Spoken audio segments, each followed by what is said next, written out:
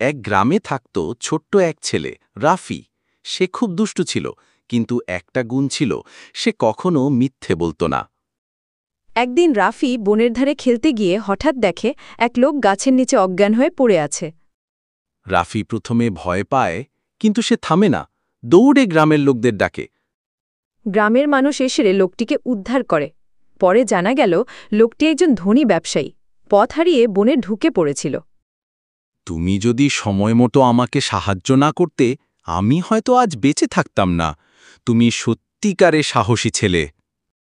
লোকটি রাফিকে পুরস্কার দিল, বই, খাতা আর স্কুলে পড়ার পুরো খরচ।